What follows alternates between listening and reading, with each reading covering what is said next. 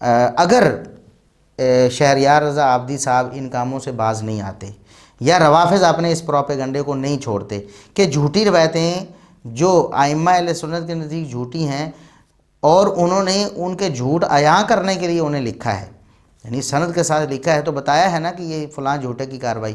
اب سیف بن عمر سے منسوب کیا ہے کہ سیف بن عمر راوی ہے، تو ہر بندے کو پتہ ہے کہ پکا جھوٹا راوی ہے. اسی طرح اگر نصر بن مزاحم جیسا رافضی کٹر رافضی راوی ہے تو ہر سنی کو پتہ ہے کہ یہ جھوٹا ہے، صحابہ دشمنی کی بات ہی کرے گا. تو اس کے ساتھ اگر انہوں نے روایت نقل کی ہے تو وہ تو انہوں نے بتایا ہے کہ جھوٹی روایت ہے، یہی بیان کرنے کے لیے انہوں نے لکھی ہے نا. اس کو کہنا کہ یہ اہل سنت کے ائمہ کے نزدیک یہ معتبر روایت ہے یا یہ باور کروانا کہ سنی بھی یہ سمجھتے ہیں کہ سیدہ عائشہ صدیقہ رضی اللہ عنہا نے ایسا کیا تھا، یہ بہت بڑا دھوکہ ہے. ہم کہتے ہیں کہ شہریار رضا عابدی صاحب اور باقی تمام روافظ سے بھی ہم کہتے ہیں کہ آپ اپنی ان حرکتوں سے باز آ جائیں. اگر آپ باز نہیں آئیں گے تو پھر ہم بھی جوابی کارروائی کریں گے. جوابی کارروائی کیا ہے؟ ہم بڑے احترام کے ساتھ بڑے ہی مؤدبانہ انداز سے آپ کی کتابوں سے حوالے نقل کرنے شروع کر دیں گے. پھر آپ کو تکلیف ہوگی، آپ کہیں گے کہ نہیں نہیں نہیں نہیں جی ہم مانتے نہیں ہیں. بھئی کیوں نہیں مانتے؟ ہم کہتے ہیں کہ اگر سیدہ عائشہ صدیقہ رضی اللہ عنہا کے بارے میں آپ جھوٹی روایت نقل کر سکتے ہیں، جھوٹی روایت، اور اس سے اہل سنت کو بدنام کر سکتے ہیں یا سیدہ عائشہ رضی اللہ عنہا پر اتہام باندھ سکتے ہیں، تو پھر ہمیں بھی تو اجازت ہے کہ ہم آپ کو بھی تھوڑا سا آئینہ دکھائیں. آپ کی کتابوں میں سیدنا علی رضی اللہ عنہ کے بارے میں کیا لکھا ہے؟ یہ تو سیدہ عائشہ صدیقہ رضی اللہ عنہا کی بات تھی نا. خود سیدنا علی رضی اللہ عنہ کے بارے میں آپ نے کیا لکھا اور آپ کے بڑوں نے کیا لکھا اور آپ کی کتابوں میں کیا لکھا ہوا ہے؟ اور یہ وہ بات ہے کہ جس کو بطور دلیل ذکر کیا گیا ہے. اس روایت کو جھوٹا بھی نہیں کہا کہنے والے نے، بلکہ اس روایت کو بطور دلیل ذکر کیا ہے. کہتے ہیں کہ جو لوگ کہتے ہیں کہ جنت اور جہنم ابھی پیدا نہیں ہوئے، اس کا انکار کرتے ہیں، ان کے رد میں ہمارے پاس حدیث ہے، اس کو بطور دلیل ذکر کیا ہے. وہ حدیث کیا ہے؟ سیدنا علی رضی اللہ عنہ کی گستاخی اور توہین. نعوذ باللہ نعوذ باللہ، کوئی سنی مسلمان ایسا سوچ بھی نہیں سکتا، لیکن یہ رافضی اس کو بطور دلیل ذکر کر رہے ہیں. کیا کہتے ہیں کہ سیدہ فاطمہ رضی اللہ عنہا کو جب نبی کریم صلی اللہ علیہ وسلم نے سیدنا علی رضی اللہ عنہ کا رشتہ پیش کیا، ان سے راز نیاز میں بات کی کہ بیٹا میں آپ کی شادی علی رضی اللہ عنہ سے کرنا چاہتا ہوں، تو آگے سے سیدہ فاطمہ رضی اللہ عنہا نے کہا، اب وہ کیا کہا ہے؟ نعوذ باللہ نعوذ باللہ، کوئی مسلمان یہ برداشت نہیں کر سکتا، یہ سوچ بھی نہیں سکتا کہ سیدہ فاطمہ زہرا رضی اللہ عنہا ایسا کبھی کہہ سکتی ہوں، نعوذ باللہ. ان سے منسوب یہ کیا، سیدہ فاطمہ رضی اللہ عنہا پر جھوٹ یہ باندھا کہ انہوں نے کہا کہ اللہ کے رسول آپ کو زیادہ حق ہے میرا نکاح کرنے کا، لیکن اتنی بات ضرور ہے کہ مجھے قریش کی عورتوں نے بتایا ہے کہ جس سے آپ میرا نکاح کرنا چاہتے ہیں اپنے چچا زاد سے، علی رضی اللہ عنہ سے، کہ وہ بڑے پیٹ والے ہیں، ان کا تو پیٹ ہی بڑا ہے اور ان کے بازو اتنے لمبے لمبے ہیں، اور اسی طرح ان کے جو کندھے ہیں وہ آگے کو ڈھلکے ہوئے ہیں، حتیٰ کہ اونٹ کی طرح ان کے کندھے ہیں.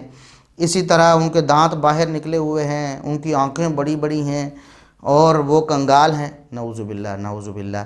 آپ مجھے یہ بتائیں کہ کیا کوئی مسلمان ایسا برداشت کر سکتا ہے؟ اور یہ باتیں روافظ نے اپنی کتابوں میں، اور یہ کتاب کیا ہے؟ تفسیر ہے، قرآن کی تفسیر، تفسیر القمی، اس میں قرآن کی تفسیر کرتے ہوئے یہ روایت لکھی ہوئی ہے. اور روایت رد کرنے کے لیے نہیں لکھی، دلیل بنانے کے لیے لکھی ہے. اس روایت سے مسئلہ ثابت کر رہے ہیں، اس کو اپنا دین ایمان سمجھ رہے ہیں.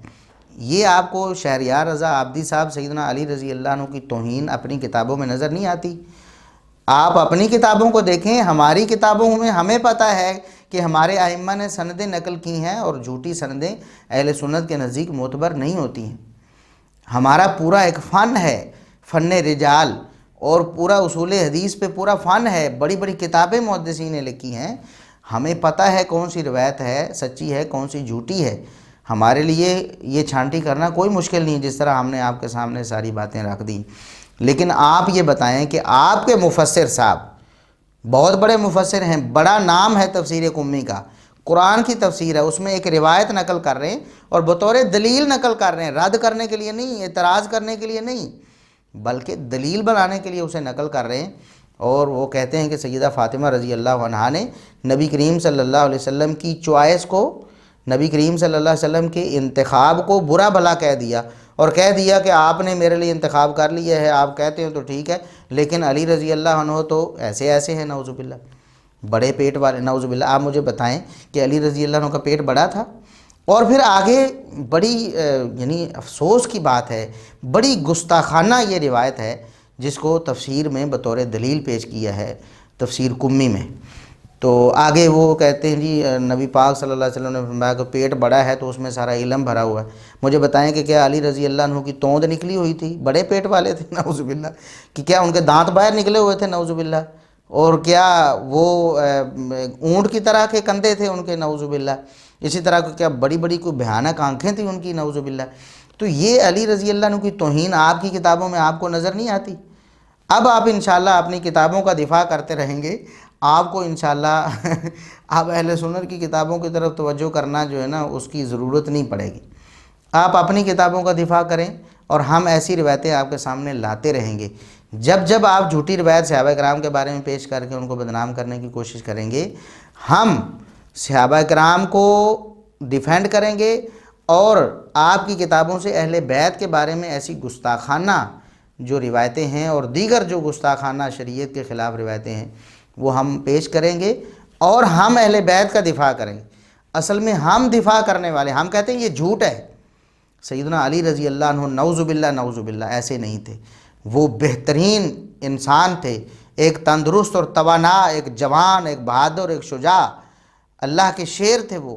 ان کا پیٹ بڑا ہوا جس طرح آپ کی کتاب نے بتایا کہ سیدہ فاطمہ کہہ رہی ہیں، نبی کریم صلی اللہ علیہ وسلم کی چوائس کے بارے میں یہ کمنٹ سیدہ فاطمہ تو زہرا رضی اللہ عنہ کبھی دے ہی نہیں سکتی نعوذ باللہ۔ یہ نقشہ پیش کرتے ہیں آپ کی کتابیں سیدنا علی رضی اللہ عنہ کے بارے میں۔ ہم اللہ کی پناہ پکڑتے ہیں نعوذ باللہ، کوئی مسلمان، کوئی سنی مسلمان کبھی بھی سیدنا علی رضی اللہ عنہ کے بارے میں ایسا تصور بھی نہیں کر سکتا، اور سیدہ فاطمہ رضی اللہ عنہا پر یہ بہت بڑا بہتان ہے۔ ہم اس کی پرزور مذمت کرتے ہیں، ہم کہتے ہیں ایسی کتابوں کو آگ لگائیں آپ کہ جن میں ایسی روایتیں بطور دلیل پیش کی گئی ہیں۔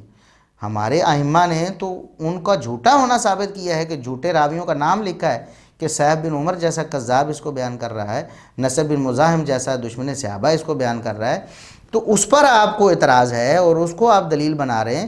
آپ کے بزرگوں نے، آپ کے مفسرین نے اس سے استدلال کیا ہوا ہے، تو آپ پھر بھی اس پر کوئی اعتراض نہیں کر رہے۔ تو اللہ تعالیٰ سے دعا ہے کہ اللہ تعالیٰ روافظ کو ہدایت نصیب فرمائے، ورنہ وہ خود صحابہ کرام کی دشمنی پر ان سے نمٹ لے۔ اللہ رب العزت صحابہ کرام کے دفاع پر ہمیں اس کی توفیق نصیب فرمائے اور ہمیں اس کا اجر نصیب فرمائے۔ یہ سلسلہ انشاءاللہ جاری رہے گا جب تک دنیا میں روافظ کا پروپیگنڈا ہے۔ انشاءاللہ اہل سنت کا مقدمہ ہم لڑتے رہیں گے، پورے زور سے لڑیں گے۔ ہماری زندگی کا مشن ہی یہ ہے، اور ہماری تگ و دو اس کا محور یہی ہے، اور ہمارا نصب العین یہی ہے کہ ہم صحابہ کرام کا اور اہل بیت کا دفاع کریں گے۔ وآخر دعوانا ان الحمد للہ رب العالمین۔